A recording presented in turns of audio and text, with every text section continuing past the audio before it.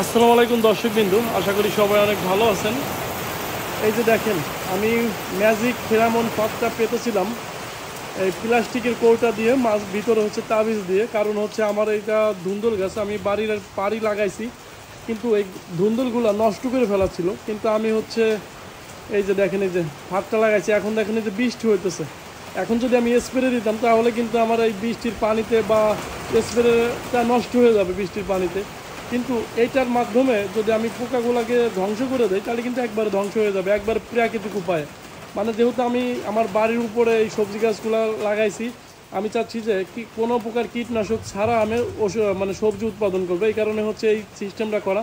এই যে ভিতরে দেখেন, এই যে অলরেডি যে পোকা পড়ছে, অলরেডি 3-4টা পোকা দেখেন এই যে ঘোরাঘুরি করতেছে, আর নিচে দেখেন অনেকগুলো পোকা মারা গেছে।